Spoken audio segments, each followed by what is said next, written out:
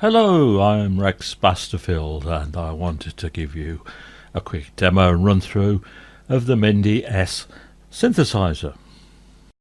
I'm pretty sure you followed the clues and realise this is a synthesizer strongly and heavily inspired by Moog's Mini Moog synthesizer, which I still think is a classic among synths. It's easy to program and it makes a huge range of sounds, and as Rick Wakeman once said, every knob, every switch does something useful. Some time ago Kevin Brown made the minDy, which was as you can see from the screenshot, it looks pretty authentic, and what I wanted to do, which we agreed upon, was I would change the insides, some of them anyway, to make analog modelling that I developed for a different synth, the Qualcomm ASS. So that's what I did. The next chapter in the story is when a guy called Manfred Plümer came on the scene and said he discovered this minDy S and liked it so much he wanted to make a load of presets for it. So of course we didn't stop him, and we're very grateful for what he's done. No, I've no intention whatsoever of running through the controls on this thing, because I think pretty much everybody is familiar with the basics and what to do with it. But there's a little tab here, the info tab. If you click that, then you get a text file come up which shows you some of the differences and improvements, and a summary of what I did to the analog emulation circuitry.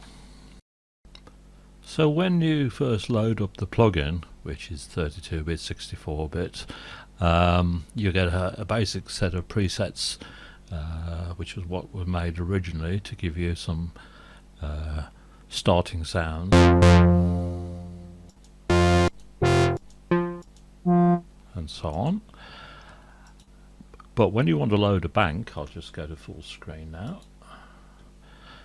Click on the menu button, load bank, and then you find your way to the minDy S preset banks by Manfred Plümer, and then I don't know, let's try strings. So you then get a load of strings. Some of these banks are more full than others. So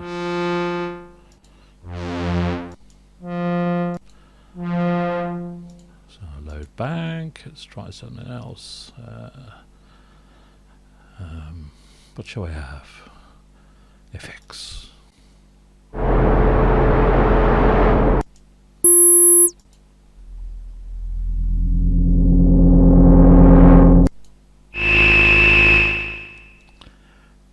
Now I'm not going to run through all the presets because there are so many of them, but every one I've tried, which is far from all of them, is brilliant and I think usable, and it just goes to show how versatile that classic minDy S is. I should mention also that the intro music and the outro music to follow was all very kindly made by Manfred Plümer, if I pronounce it correctly, and features various presets from these banks with a little reverb and delay added to add a bit of flavour to it.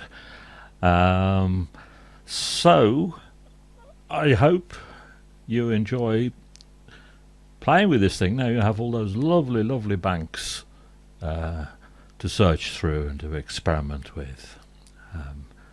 So thanks again to Manfred Plümer for all the banks and for the music, and thanks again to Kevin Brown for making such a lovely GUI, I think.